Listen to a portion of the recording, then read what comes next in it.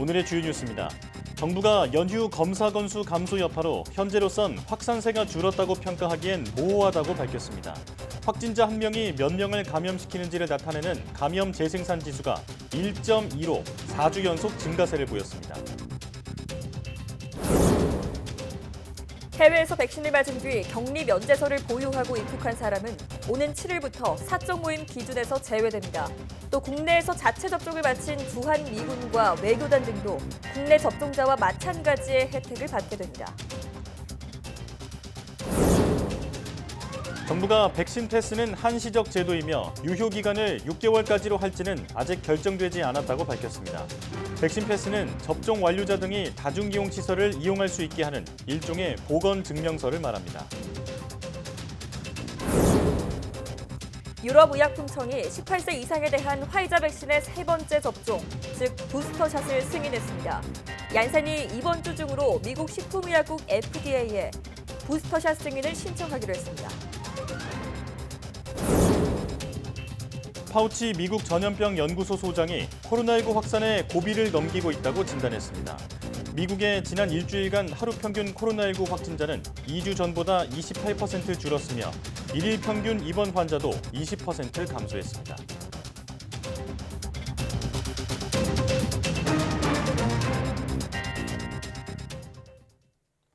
여러분 안녕하십니까? 사이언스 투데이 시작합니다.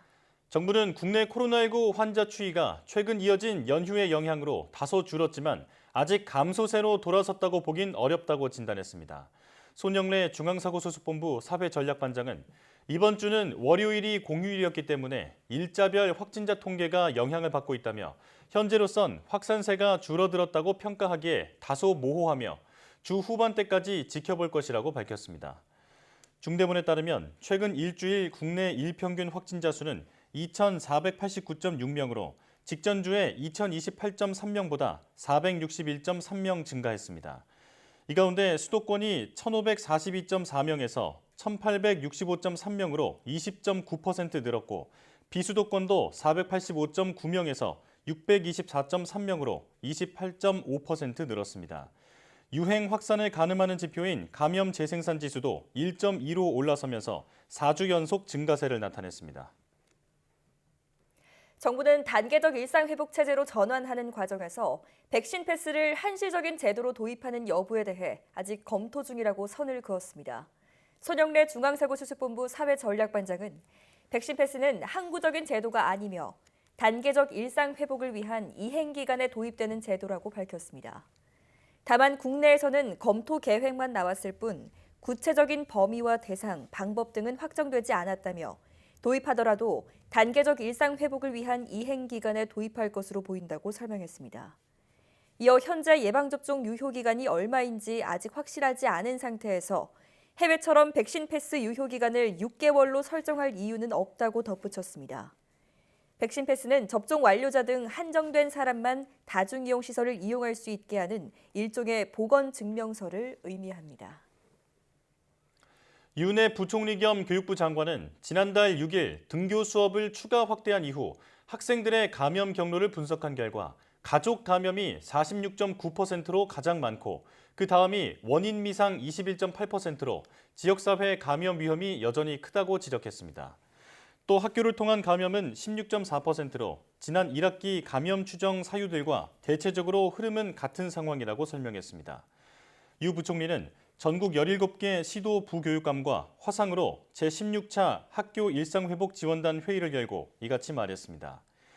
이어 전 국민 백신 1차 접종률이 77%에 이르고 접종 완료 비율도 53%로 지역사회 감염 위험은 차츰 안정화할 것으로 기대한다며 다만 이러한 흐름만으로 학교와 학생들의 안전을 확실하게 보장한다고 할 수 없다고 덧붙였습니다. 코로나19 확진 판정을 받더라도 증상이 없거나 경증 환자를 위한 치료시설이 바로 생활치료센터입니다. 네, 전국 곳곳에서 운영 중인데요. 과연 그곳의 일상은 어떤 모습일까요? 브이로그를 통해 본 파견 직원의 하루를 홍성욱 기자가 소개합니다. 2주 동안 근무할 생활치료센터 파견자를 뽑는 시간. 춘천에서 가야 할 근무지는 강원도 속초. 공정하게 제비 뽑기에 들어갑니다. 이럴 리가 없어. 팀의 막내 2년차 권채영 주무관의 생활치료센터 파견 근무가 시작됩니다. 배치된 곳은 의료지원반. 매일 아침 7시 의료진은 전화나 영상통화로 환자 상태를 확인합니다. 그런데 의료진만큼 바쁜 곳이 또 있습니다. 하루 세 끼 환자 식사를 책임지는 주방입니다. 모든 식사는 도시락으로 이루어집니다. 잠시 후부터 아침 식사를 배부하오니 입소자 여러분들께서는 현관문 밖으로 나오지 마시길 바랍니다. 가장 큰 문제는 외국인 입소자와의 소통. 대화가 가능한 외국인끼리 전화를 연결합니다. 하지만 급할 땐 역시 보디랭귀지가 최고입니다. 그게 되는 게 신기하다. C군 보건소와 통화해 환자 이송 시간을 조율하고 입소자를 맞는 일도 중요한 일과입니다. 입소자 택배 역시 하나하나 검수합니다. 통과된 물품은 비닐용기에 밀폐시켜 정해진 시간에 일괄적으로 지급합니다. 남는 시간엔 틈틈이 입소자 키트를 미리 만들어 놓습니다. 수시로 환자 상태를 확인해야 하는 의료진. 일은 고되지만 완치 후 퇴소할 때 듣는 따뜻한 한마디가 힘이 됩니다. 선생님들이 더 했지 자기가 힘이 없었다고 잘해줘서 고맙다 그냥 그렇게 인사를 하고 나갈 찍고 있었거든요. 너무 예쁘죠. 혹시라도 모를 응급 상황에 대비하기 위해 의료진은 뜬 눈으로 밤을 지새웁니다. 개인 방역은 물론 입소자 건강까지 챙겨야 하는 생활치료센터는 하루하루가 긴장의 연속입니다. 의료진분들이 진짜 잠도 못 주무시고 항상 비상대기 상태세요. 자기의 건강 자기가 잘 지켜서 모두를 위해 방역수칙을 잘 지켜야 된다고 생각하게 됐습니다. YTN 홍석입니다. 해외에서 코로나19 백신을 맞은 뒤에 격리 면제서를 보유하고 입국한 사람은 오는 7일부터 접종자 인센티브를 받을 수 있게 됩니다. 방대본은 우선 해외 예방접종자 가운데 격리 면제서를 보유하고 입국한 내국인과 외국인에게 접종 확인서를 발급하기로 했습니다. 또 국내나 해외에서 접종을 완료한 주한미군과 주한외교단, 이들의 동반 가족에게도 확인서를 주기로 했습니다. 해외 접종자가 보건소를 찾아 본인의 예방접종 증명 내역과 격리 면제서 등을 제시하면 보건소에서 국내 예방접종 시스템에 접종 이력을 등록하고 확인서를 발급합니다. 보건소에서는 종이 형태의 예방접종 확인서를 발급하며 본인 명의의 휴대폰이 있는 경우 전자예방접종 증명서 앱을 통해 전자문서 형태의 확인서를 받을 수 있습니다. 미국에서 코로나19의 4차 재확산이 수그러들면서 고비를 넘기고 있다는 진단이 나왔습니다. 감염병 전문가인 앤서니 파우치 미국 국립알레르기 전염병 연구소 소장은 현지 시각 4일 ABC 방송에 나와 우리는 틀림없이 이번 확산의 고비를 넘기고 있다고 말했습니다. 뉴욕타임스는 3일 기준 미국의 7일간의 하루 평균 신규 코로나19 확진자가 10만 6,941명으로 2주 전보다 28% 줄었다고 집계했습니다. 또 하루 평균 입원 환자는 20% 감소한 7만 5,268명, 하루 평균 사망자는 7% 줄어든 1,878명으로 각각 집계되면서 3대 지표 모두 감소세를 보이고 있습니다.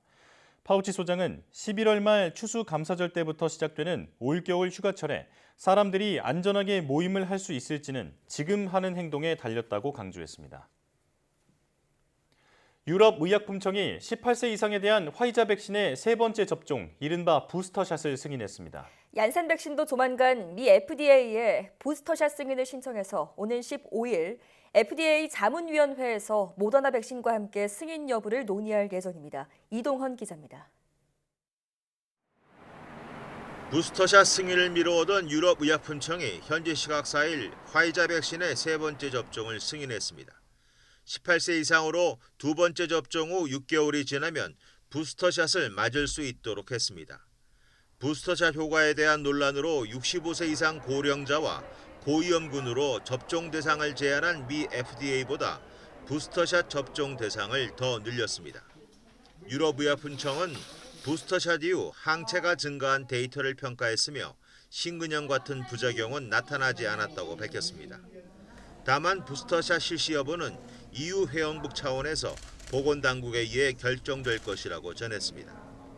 이와는 별개로 유럽의약품청은 장기 이식 등으로 면역력이 크게 떨어진 사람의 경우 2차 접종 후 28일이 지나면 세 번째 접종을 허용하기로 했습니다. 화이자 백신과 모더나 백신 모두 가능합니다. 이들에 대한 3차 접종이 코로나19에 대한 면역력을 얼마나 증가시킬지 직접적인 증거는 없지만 최소한 일부 환자에게는 효과가 기대된다며 승인 이유를 밝혔습니다. 한 차례 접종으로 끝나는 얀센 백신도 조만간 미 FDA에 부스터샷 승인을 신청할 것이라고 뉴욕타임스가 전했습니다. 미국에선 1,500만 명 이상이 얀센 백신을 맞았습니다. 따라서 오는 15일 열리는 FDA 자문위원회에서 이미 승인을 신청한 모더나 백신과 함께 얀센 백신의 부스터샷 승인 여부가 논의될 예정입니다. YTN 이동원입니다. 화이자의 코로나19 백신을 맞으면 입원 예방 효과가 접종 이후 최소 6개월간 90% 정도로 유지된다는 연구 결과가 나왔습니다.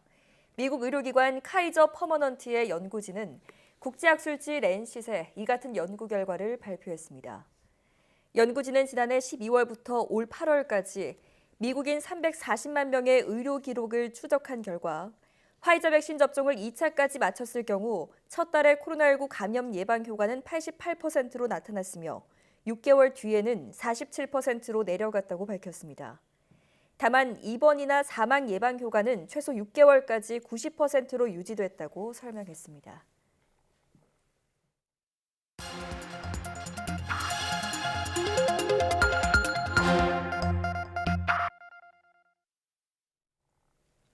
다양한 분야의 이슈를 과학기자의 시각으로 집중 분석하는 사이언스 취재 파일 시간입니다. 네, 스튜디오에 최소라 기자 나와 있습니다. 어서 오세요. 안녕하세요. 네, 오늘은 어떤 소식 준비해 오셨나요? 네, 추가 접종 이른바 부스터샷이 이달부터 국내에서도 시행되는데요. 일단은 고령층과 고위험군이 접종 대상입니다. 부스터샷 시행은 국내 처음인 만큼 1, 2차 접종 때와는 혹시나 다른 이상 반응이 나타나지 않을까 걱정하실 분도 있을 테고요. 네. 또 앞으로 접종 대상이 일반 국민으로 확대되는지도 궁금하실 텐데 자세히 알아보겠습니다. 네, 그동안 우리 방역 당국은 부스터샷 접종에 아주 신중한 입장이었는데 지금 해외에서 부스터샷의 효과가 입증되는 연구 자료가 나오면서 이런 결정을 하게 된 거죠. 네, 그렇습니다. 최근 들어서 요양병원 등에서 국내에서도 돌파 감염이 많이 발생하면서 부스터샷의 필요성이 높아졌는데요. 네. 그런 만큼 국내 부스터샷은 먼저 75세 이상 어르신과 노인시설 거주자나 이런 종사자를 대상으로 우선 실시될 예정입니다. 그리고 접종 만료 6개월이 지난 60세 이상 고령층에 대해서도 부스터샷이 시행될 거고요. 또 면역 저하자의 경우는 접종 완료 2개월이 지난 뒤부터 부스터샷이 시행됩니다. 네. 앞서서 부스터샷을 먼저 시행했던 나라들에서 부스터샷의 효과가 점차 입증되고 있는 데 따른 겁니다. 정부 발표를 살펴보면은 부스터샷의 코로나19 감염 예방 효과가 거의 10배 이상이고요. 또 중증 진행 예방하는 효과는 20배 가까이 되는 것으로 알려졌습니다. 그렇군요. 네. 해외 사례를 보면 예방 효과는 어느 정도 입증된 셈인데 앞서 부스터샷 접종을 이미 시행하기 시작한 나라들의 접종 현황은 지금 어떻습니까? 네, 먼저 전 세계에서 가장 먼저 부스터샷을 시행한 나라죠. 이스라엘의 경우는요. 부스터샷 접종자가 벌써 340만 명을 넘어서 국민의 30% 이상이 부스터샷을 맞았습니다. 네. 이스라엘은 현재 12세 이상 국민 전체를 부스터샷 접종 대상으로 진행하고 있습니다. 또 최근에는 접종 완료자의 기준을 아예 부스터샷 접종 후 일주일 경과한 것으로 정하기도 했습니다. 네. 이번에도 역시 이스라엘이 가장 앞서가는군요. 자, 다른 나라 현황은 어떻습니까? 네, 이스라엘을 제외하고 대부분은요, 우리나라처럼 고령층과 고위험군이 부스터샷 접종 대상자입니다. 미국이나 프랑스, 독일, 영국 등은요, 50세 또는 60세 이상의 고령층과 기저질환자 등 이런 고위험군을 우선 접종 대상으로 둔 만큼 접종률이 높지는 않습니다. 예. 참고로 미 FDA는요, 65세 이상 고령자와 고위험군으로 접종 대상을 제한한 상태인데요.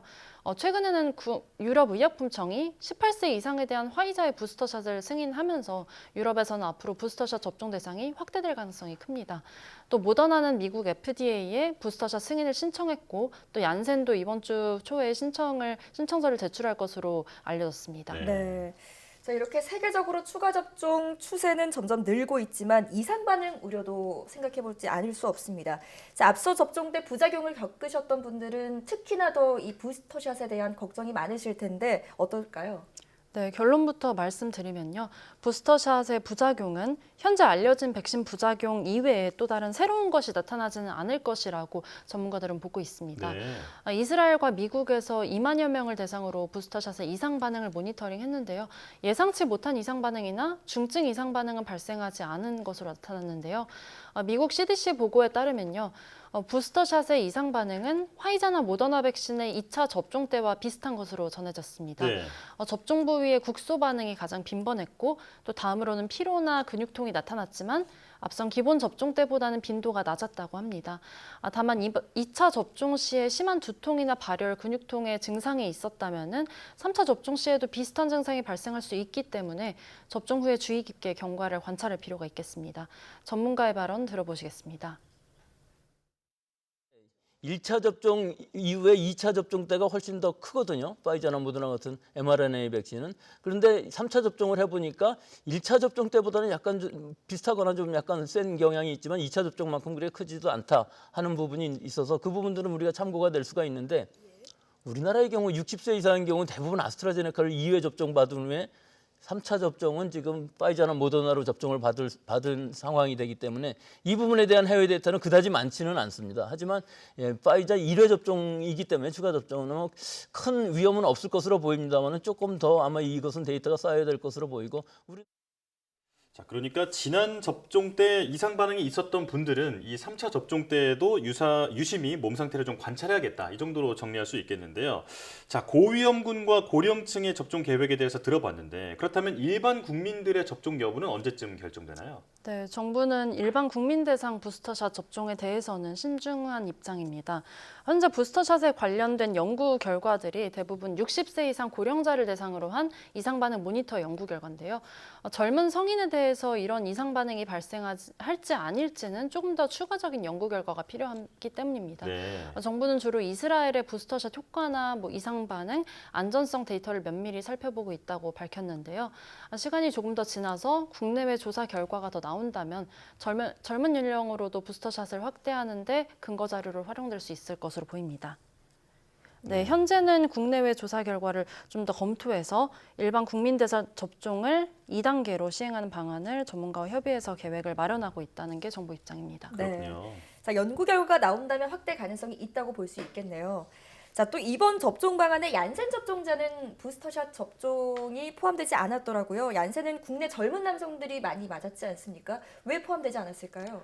네, 현재 부스터샷 관련 연구가 거의 다 mRNA 백신, 그러니까 화이자나 모더나 백신에 집중돼 있는 상황입니다. 그런 만큼 대부분의 나라에서 부스터샷 백신으로 mRNA 백신을 권고하고 있습니다. 네. 얀센 접종자의 부스터샷 접종에 대해서는 지난 정부 브리핑에서 나온 발언이 있는데 함께 들어보시겠습니다. 얀센 접종자의 경우는 1회 접종만 하기 때문에 그런 우려가 크신 것으로 생각을 하는데요. 미국을 포함한 외국의 경우에도 아직까지는 얀센 백신 접종 후 장기적인 면역원성이나 예방 효과에 대한 자료가 충분하지 않기 때문에 부스터 접종을 아직까지는 권고하고 있지 않습니다. 네, 또 얀센 접종자는 다른 백신 접종자에 비해서 돌파 감염 위험이 6배에서 7배 정도 높다고 알려졌는데요. 네. 부스터샷이 필요할 가능성이 높다는 것에는 전문가들의 공감대가 있습니다. 또 정부는 향후 2, 3개월 내에 추가적인 연구 자료가 발표된다면 이런 자료를 근거로 예방접종심의위원회에서 이런 부스터샷의 필요성이나 접종 시기에 대해서 논의를 거쳐서 결정할 것이라고 밝혔습니다. 네, 필요성은 인정되지만 아직은 데이터가 부족하다. 이렇게 볼 수 있겠네요. 여기까지 듣겠습니다. 최소라 기자와 함께했습니다. 고맙습니다. 감사합니다.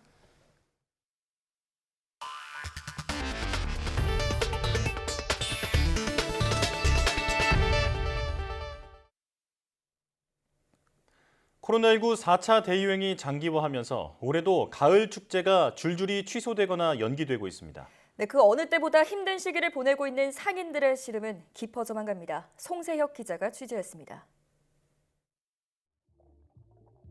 연어가 고향 하천으로 되돌아오는 가을철마다 열리던 양양 연어축제입니다.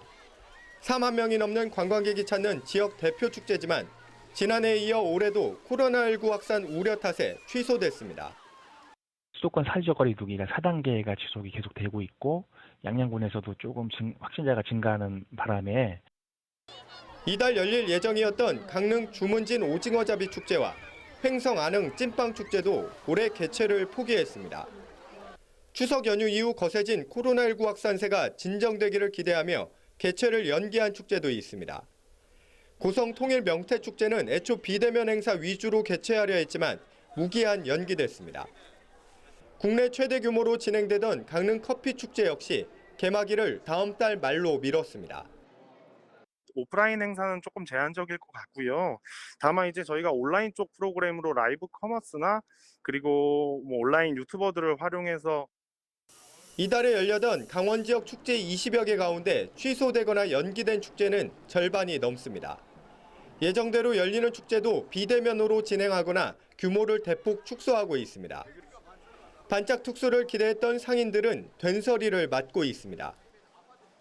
대표적인 축제인 송이축제, 연어축제가 마저 하지 못하게 돼서 지역이 굉장히 어렵고 지역 상권이 무너지고 있습니다.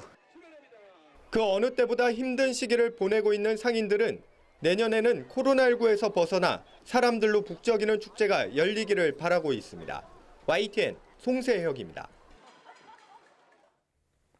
코로나19와 올림픽 영향으로 지난 8월 온라인 쇼핑 거래액이 1년 전보다 2조 원 이상 늘었습니다. 통계청이 발표한 온라인 쇼핑 동향에 따르면 지난 8월 온라인 쇼핑 거래액은 전년 동월 대비 16.8% 증가한 15조 7,690억 원으로 나타났습니다. 특히 온라인 배달 음식 서비스 거래액은 2조 4,192억 원으로 상품 분별 집계가 개편된 2017년 이래 최대였습니다. 온라인 쇼핑 중 모바일 쇼핑 거래액은 1년 전보다 22.8% 늘어난 11조 4,585억 원이었습니다. 온라인 쇼핑 거래액 중 모바일 쇼핑 비중은 72.7%로 2013년 관련 통계 집계 이래 가장 높았습니다.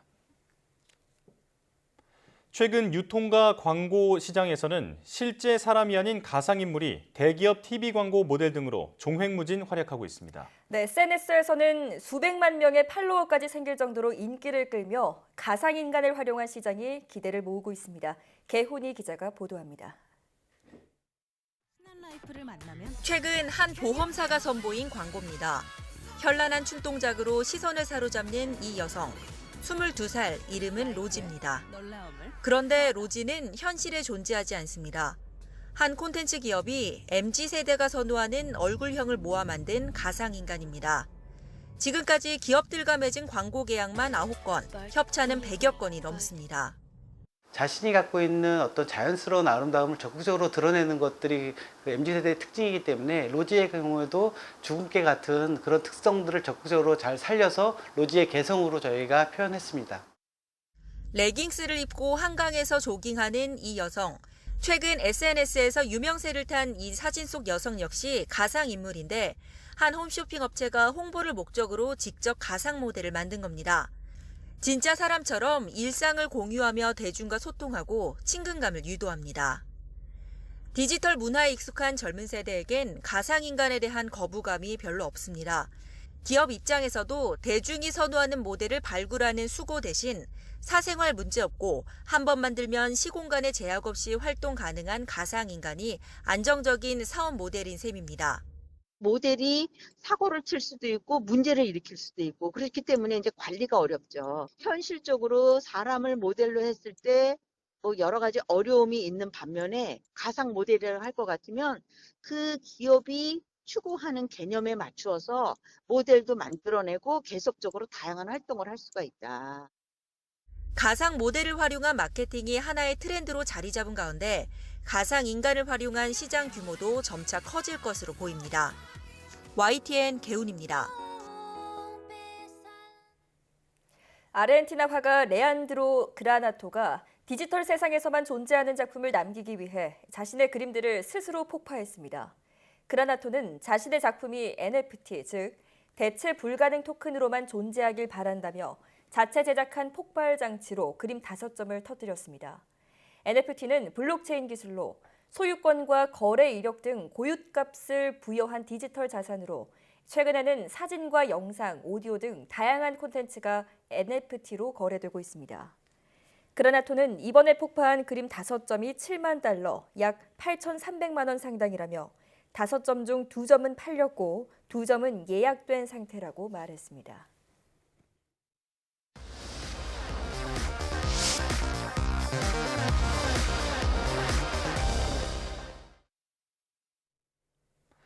테니스 선수들에게 서브 기술만큼 중요한 것이 바로 코트 감각이라고 합니다.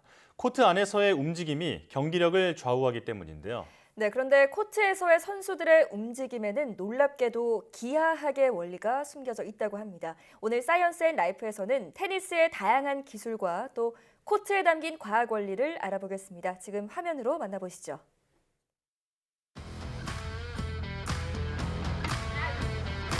열정과 쾌감 가득한 스포츠 테니스.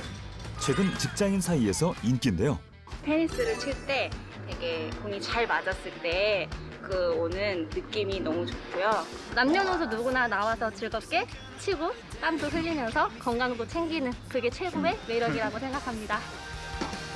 학생부터 성인까지 남녀 누구나 쉽게 접할 수 있는 건 물론 체계적인 교육 과정도 배울 수 있어 일반인들의 취미 생활로 단연 인기. 그럼 지금부터 테니스의 모든 것, 여기에 숨겨진 과학 원리까지 함께 알아보겠습니다. 경기도 화성에 있는 한 테니스장을 찾았습니다. 테니스에 죽고 테니스에 사는 테니스 코칭 8년차 이창규 코치와 함께 테니스 운동을 배워볼 텐데요. 남녀노소 누구나 정규 규격에 맞게 실내 시설과 실내 경기장을 이용하여 즐겁게 게임할 수도 있고 배울 수도 있는 곳입니다. 특히 이곳은 정규 규격의 실외 구장과 약 400제곱미터 규모의 실내 구장을 겸비해 외부 환경과 상관없이 사계절 내내 테니스를 즐길 수 있는데요. 오늘 이찬규 코치 수업을 함께할 수강생들 등장. 어떠세요?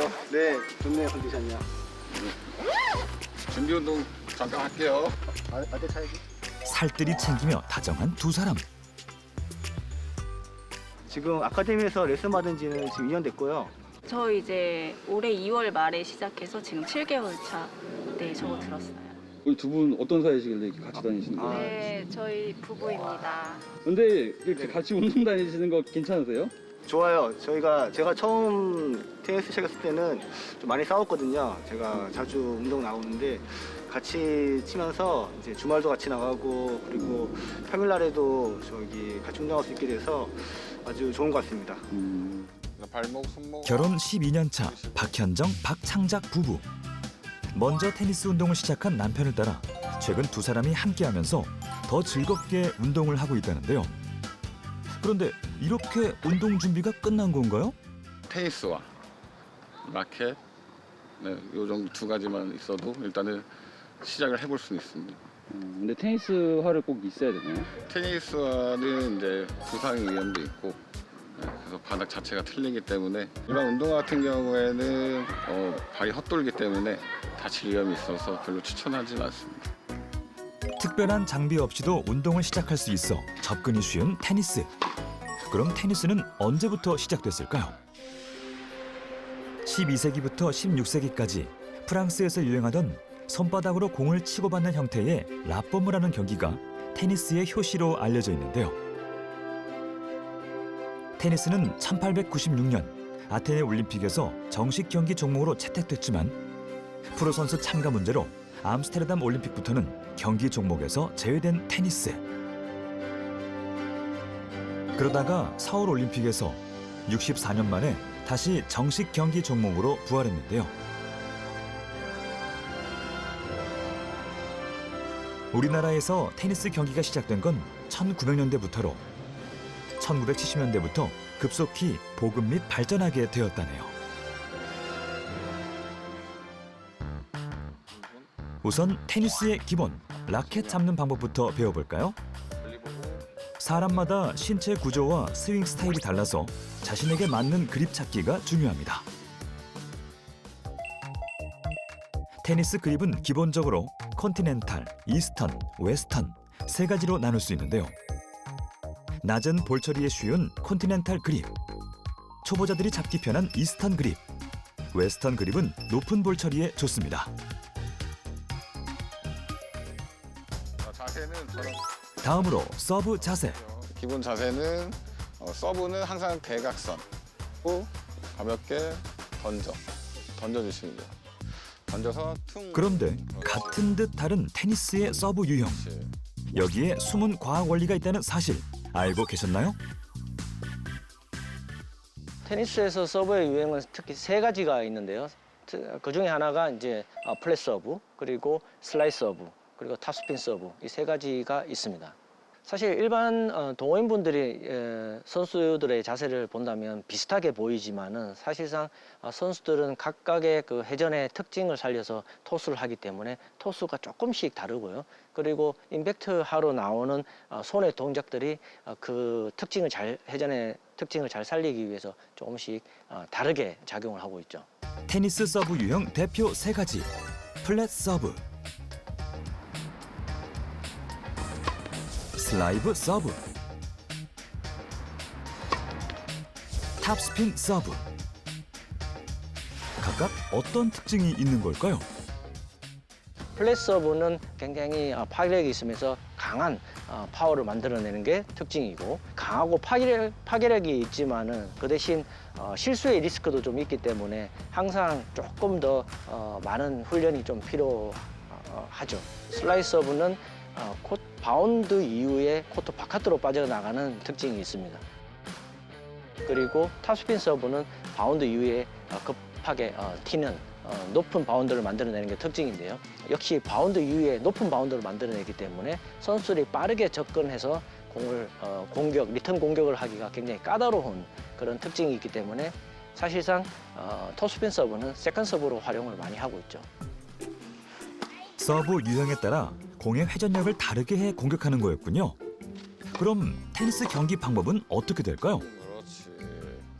일단 기본적으로 경기 규칙은 1대1 단식, 2대2 복식, 또 2대2 혼합 복식이 있는데요. 6세트를 먼저 가져온 사람이 이기게 되는데요. 여기서 다른 경기에 조금 다르게 1대0, 2대0 이게 아니라 포인트로 점수를 합니다. 러브, 히트, 서리, 퍼리 이렇게 4포인트를 가져와야 1세트가 취득이 됩니다. 그래서 이 1세트씩 딴 포인트 1점이 6세트가 됐을 때 이기는 게임이고요. 세트 스코어 5대5에서 타이브레이크라는 걸 하는데요. 이 타이브레이크는 반면 다르게 점수를 1점, 2점, 3점 이런 식으로 7점을 먼저 획득을 해야 이기는 경기고요. 타이브레이크에서도 6대6이 됐을 때 그때 듀스라는 것을 하는데요. 듀스는 연속으로 2점을 획득해야 마무리가 되는 경기입니다. 무엇보다 자칫 방심하면 무릎, 손목, 팔꿈치 등에 심한 부상이 발생할 수 있어서 이를 예방하기 위한 사전 운동이 필수입니다.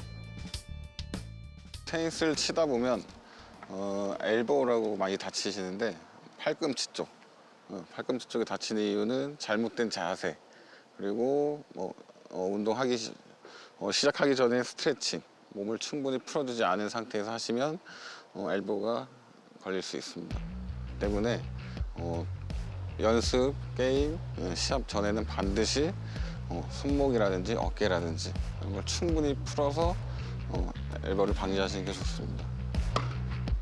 특히 손목 과사용으로 인해 열감이 발생한다면 냉찜질로 열감을 줄여주는 것이 좋습니다. 여기서 또 하나 짚고 가야 할 테니스 속 과학 원리. 보이는 화면 속에 있습니다.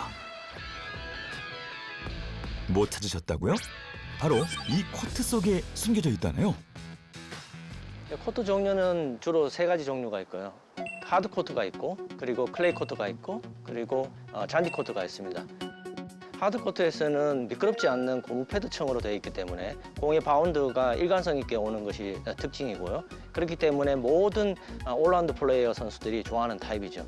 그리고 클레이 코트는 점토질의 황토, 흙으로 되어 있는데 그 흙의 영향으로 사실은 스트로크에서 주로 바운드가 좀 감속되는 부분이 좀 있습니다. 그 대신 좀 탄력성이 있기 때문에 바운드 이후에 조금 더 높게 바운드가 되는 특징이 있죠. 잔디 코트에서는 8mm의 길이의 천연 잔디로 이루어졌거든요. 윈블던을 하기 전에 15mm 정도의 잔디를 관리하다가 윈블던 기간에는 사실 8mm로 좀 깎아서 좀 플레이에 용이하도록 그렇게 하고 있습니다. 그렇지만은 플레이 속도 그리고 바운드 속도가 굉장히 빠른 특징이 있기 때문에 서브가 굉장히 강한 선수들한테 굉장히 유리한 코트라고 할 수가 있겠죠. 구장마다 대회마다 코트 재질이 다양한 테니스. 이 코트의 재질이 공의 스피드와 회전력에 영향을 미쳤었네요.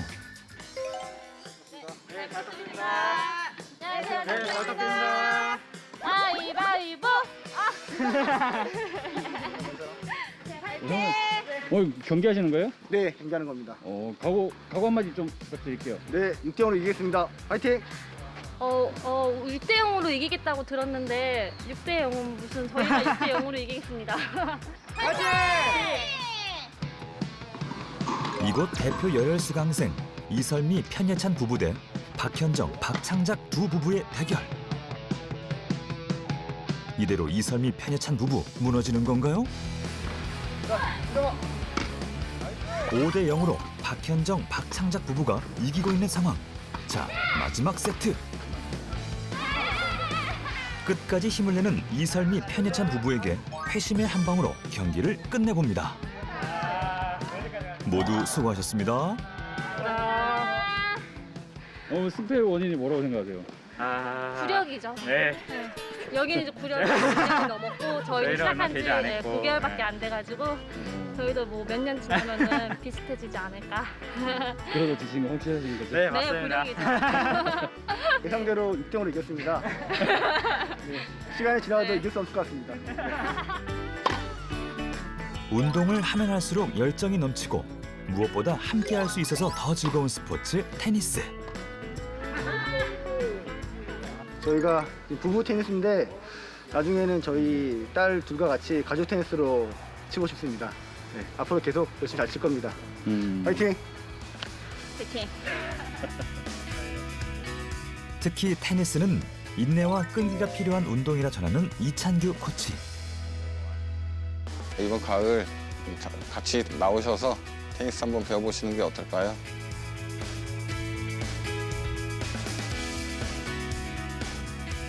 지금까지 테니스에 대해 알아봤는데요. 테니스 동작 하나하나의 숨은 원리를 잘 기억하셨다가 올 가을에는 가족과 함께, 친구와 함께 즐겨보면 어떨까요?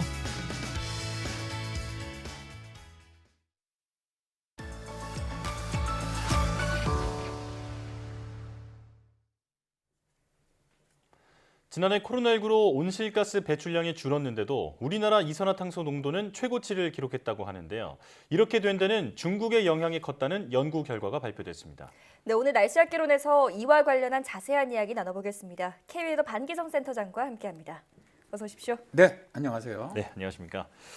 우리나라 얘기를 하기 전에 기후변화 문제가 환경뿐만 아니라 정치 또 경제 문제로까지 연결되는 그 내용을 담은 연극이 있다고 들었습니다. 그 작품부터 한번 설명해 주실까요? 일단 뭐 기후 위기가 가져오는 재앙은 경제적인 그런 어떻게 보면 위기를 가져오고요. 이것은 당연히 뭐 정치 또 사회 문제하고 연계가 되죠. 예. 제가 한 2년 전에 이제 기후변화, 난민 그리고 금융 위기를 연극으로 만든 그런 작품을 본 적이 있었는데요. 네. 연극 제목이 Let Them In Money입니다. 잠깐 좀 소개를 해볼게요. 예. 네. 시대 배경은 디스토피아에 가까운 2028년의 유럽입니다. 이탈리아의 유럽 연합 탈퇴했다는 유로존 붕괴, 심각한 가뭄으로 터전을 지킬 수 없는 이란 난민들의 대이동, 또 인공지능으로 대체된 인간의 노동, 생체이식 칩을 통한 데이터 통제와 감시 등으로 유럽은 큰 혼란에 빠져 있는데요. 네. 이제는 국민의 인권을 지켜줄 국가의 개념도 모호한 이때 저항대 단체죠. Let Them In Money는 무능한 정치가와 탐욕스러운 자본가들을 잡아다가 정책 실패의 책임을 묻습니다. 네. 인민재판처럼 벌어지는 추궁은 라이브 방송을 통해서 전파되고요. 시민들은 댓글을 달며 함께 설전을 벌이는데 바로 실패한 현재를 만든 책임이 과연 누구에게 있는가입니다. 독일의 명문 극단이자 극장인 도이체스테 다티아타의 작품으로 10년 뒤 세상은 어떤 모습을 띠게 될까라는 질문에서 출발했다고 합니다. 네. 그런데 기후변화로 인한 심각한 가뭄이 생겨나고 또 기후 난민이 생겨나는 설정은 단순히 연극 속 상상으로만 그칠 이야기가 아닌 것 같은데요. 저는 이제 이 작품을 보고 우리가 이제 미래에 닥칠 어떤 기후 위기로 엄청난 재난이 발생을 할 때 과연 그 책임이 누구에게 있는가 라는 생각이 들었습니다. 네. 기후 전문가들은 이제 정치인들과는 달리 우리나라 이산화탄소 농도가 급속히 증가하고 있고 정말 머지않아 엄청난 기후 재앙을 만날 것이라고 이야기하고 있거든요. 예. 이 최근 몇 년간 갑자기 늘어나는 이상 기후를 보면 정말 그 기후 재앙이라는 게 현실이 될 수 있다 이런 위기감이 드는데요. 자, 이런 가운데 지난해 우리나라 이산화탄소 농도가 역대 최고치를 기록했다고 하는데 이게 어느 정도 수준이었나요? 그렇습니다. 이제 우리에게 기후 위기를 불러오고 있는 이산화탄소의 농도가 우리나라의 경우 작년에 최고치를 갱신을 했죠. 네. 기상청이 올해 7월에 발표했던 2020년 지구대기 감시 보고서를 보면 이산화탄소 역대 연평균 최고 농도가 경신되었는데요. 2020년은 코로나19로 인해서 온실가스 배출량이 감소했음에도 불구하고 한반도 이산화탄소 농도는 증가를 했고요. 증가율도 유지되는 경향을 보였다고 밝혔습니다. 네. 자, 이 보고서에 따르면 안면도 기후변화 감시소의 경우 2020년에는 이산화탄소 농도가 2019년보다 2.7 ppm 높아지면서 역대 연평균 최고 농도 420.4 ppm을 경신하였고요. 예. 1999년 관측 이래 연간 2.4 ppm의 증가율로 증가하고 있다고 밝혔는데요. 특히 코로나19 상황에서 2020년에 이산화탄소 배출량이 감소했거든요. 전 지구도 마이너스 7%, 우리나라도 마이너스 7%인데 네. 이름에도 불구하고 대기 중의 이산화탄소 농도는 지난 10년간 그러니까 2010년에서 2019년 증가율 이게 연간 2.7 ppm 정도가 되는데 네. 이것과 동일하게 증가했다고 밝혔습니다. 네. 이산화탄소 농도는 계속해서 증가세를 보이고 있다고 하셨는데 그럼 에어로졸 농도는 어땠습니까? 일단 이제 이산화탄소 농도는 지속적으로 증가를 하고 있지만 대기 오염을 나타내는 에어로졸 연평균 농도는 대체로 감소 또는 유지되는 추세를 보이고 있다고 밝혔는데요. 우리나라 서쪽 대기를 대표하는 지역인 안면도 같은 경우 에어로졸, 그러니까 PM10이라고 저희들이 부르죠. 네. 연평균 농도가 관측 이래로 대체로 지금 계속 감소하는 추세, 연간 세제곱미터당 1.1 마이크로그램 이 정도를 보이고 있고요. 2020년엔 27 마이크로그램 세제곱미터당입니다. 네. 관측 이래 최저 농도가 관측되었습니다. 그리고 우리나라 남쪽 고산 같은 경우에도 2011년 최초 관측 이후에 유사한 농도가 관측되고 있고요. 2020년도에는 안면도와 유사한 세제곱미터당 28 마이크로그램의 연평균 농도가 관측되었는데요. 네. 기상청은 에어로졸 농도의 감소 경향은 인간 활동으로 인한 대기오염 물질 농도 감소와 연관이 있다라고 밝혔습니다. 네. 자, 말씀해 주신 것처럼 대기 오염 물질인 에어로졸은 감소했는데 반대로 온실가스인 이산화탄소는 증가했다는 거잖아요. 그 이유는 뭔가요? 일단 저 기후 위기의 주범이 이산화탄소 농도라고 말씀을 드렸는데 우리나라에서 계속 이산화탄소 농도가 증가하고 있는 것은 중국의 영향이라는 연구 결과가 나왔습니다. 네. 서울대학교 정수정 환경대학원 교수 환경경연구소 윤종빈 박사는 한반도 이산화탄소의 농도를 높이는 다양한 원인들을 통합 진단할 수 있는 모델링 시스템을 국내 최초로 개발해서 분석을 해봤습니다. 그랬더니 우리나라 이산화탄소 농도의 급속한 증가는 중국의 영향이라고 밝혔는데요. 예. 연구팀은 2000년부터 2016년 동안 한국 그리고 북한의 대기 속 이산화탄소 농도의 상승 원인을 규명을 했습니다. 네. 이들은 경제 성장에 따른 배출량의 변화, 그다음에 산림 식생의 탄소 흡수 및 토양 호흡을 통한 탄소 배출, 해양 물리 및 생지학 과정, 토지 이용 변화에 따른 탄소 배출, 대기 수송에 따른 원고리 효과 등 한국과 북한의 대기 중 이산화탄소 양 증가에 기여하는 여러 가지 인자들의 기여율을 정량적으로 산출했습니다. 네. 이 결과 2000년에서 2016년 동안 한국과 북한의 대기 중 이산화탄소 농도는 중국의 풍하측, 그러니까 바람이 불어가는 측이죠. 우리나라 거기 위치해 있는데 여기 위치해 있으면서 다른 지역보다 빠르게 상승하고 있다는 겁니다. 네. 우리나라의 경우 대기 중 이산화탄소 농도가 전 지구 평균 상승률 대개 이게 2.05 ppm인데 이것보다도 연평균 13% 정도 가파르게 지금 상승을 하면서 2.32 ppm을 보이고 있는데요. 이 중에 우리나라의 수출 주도의 급격한 경제 성장을 위해서 증가한 화석 연료 에너지 공급이 대기 중 이산화탄소 농도를 0.12 ppm만큼 증가시키는 역할을 했고요. 네. 육상 생태계 흡수량이 연평균 0.02 ppm 감소시켜주는 효과가 있다라고 밝혔습니다. 네. 자, 중국의 영향을 받는다고 하셨는데 그럼 이 중국에서 한반도 상공으로 유입된 이산화탄소는 구체적으로 어느 정도 수치를 보이고 있나요? 일단 지금 현재 중국에서 우리나라 쪽으로 가지고 오는 그 탄소의 양이 굉장히 지금 많거든요. 네. 근데 탄소 양뿐만이 아니라 실제로 여러 가지 지금 말씀하신 것처럼 대기 오염 물질이나 이런 에어로졸 같은 것들도 있거든요. 네. 이제 그러한 것들이 실제로 에어로졸이 이제 지금 많이 감소하고 있는데 어쨌든 지금 문제가 되고 있는 것들은 사실 이런 것들이 일단 그 중국에서 우리나라에 이산화탄소에 영향을 주는 것들이 대개 이제 아까도 말씀드렸지만 거의 한 96%가 중국의 영향이라는 것이거든요. 네. 사실 이게 매우 충격적인 연구 결과입니다. 네. 연구팀 우리나라 이산화탄소 농도의 급속한 증가는 중국을 포함한 외부에서 배출되면서 한반도 상공으로 유입되고 있는 이산화탄소 증가 때문이라고 분석을 했는데요. 사실 이제 문제는요.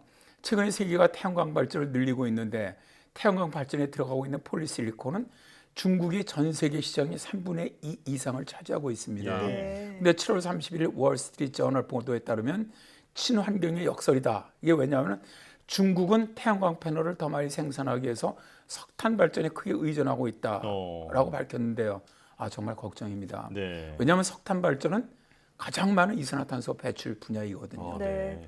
친환경의 역설이라는 말, 이 부분이 참 새롭네요. 자, 이산화탄소 말고도 미세먼지 그리고 또 오존층 파괴 물질까지 이 국내로 유입된다고 하는데 구체적으로 설명해 주시죠. 그렇습니다. 현재 우리나라에 영향을 주는 이러한 여러 가지 물질들 중에서 대개 이제 그 미세먼지 같은 경우는 한 32% 정도가 중국의 영향으로 보고 있습니다. 네. 이것은 이제 연평균을 나타내는 거고 겨울이나 봄철에 고농도 시기에는 중국의 영향이 훨씬 더 커지죠. 일단 중국 미세먼지 영향은 나중에 소개하도록 하고요. 오늘은 이제 오존층을 파괴하는 물질들이 중국에서 배출되고 있는 사실을 좀 소개해 보도록 하겠습니다. 네.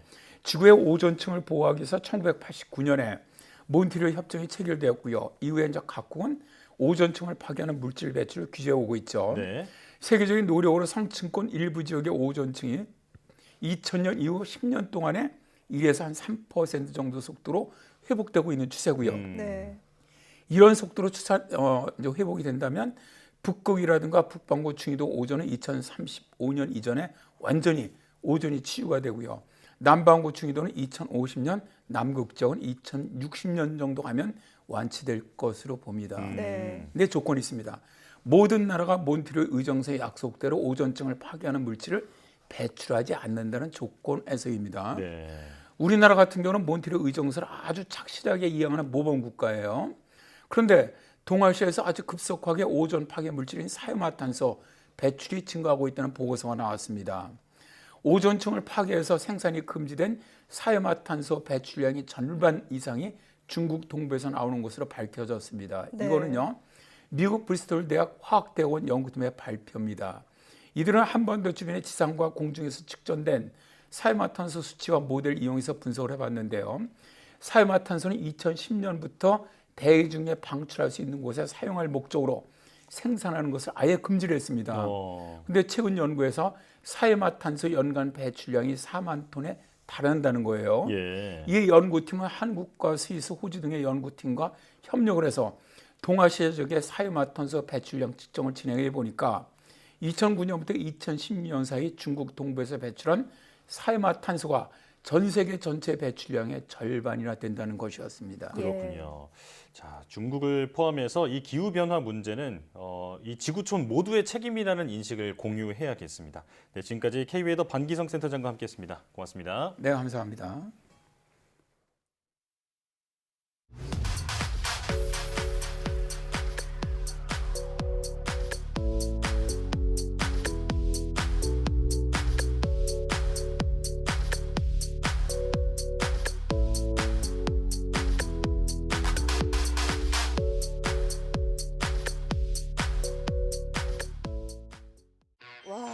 다 초록색이야. 이쯤인 것 같은데요? 이장님 저희한테 어쨌든 의뢰를 해주셨더라고요. 이제 이영재 씨는 이쪽 용마루가 다 썩어가지고 비가 새고 있어요. 그리고 그 처마가 다 썩어가지고 우이도 새고 막 그래요. 두 번째 집은 기와집인데요. 물이 새가지고 포장으로 천막으로 이렇게 해놨어요. 근데 너무 지붕 쪽인데요. 이거 지붕 필요하다면서요? 아이고, 지붕이님 오셨어요.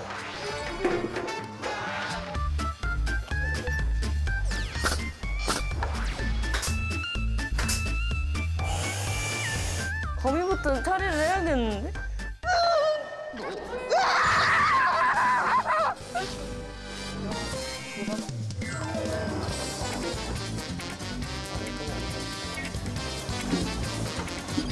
저희는 뭐 어디든지 항상 가기 때문에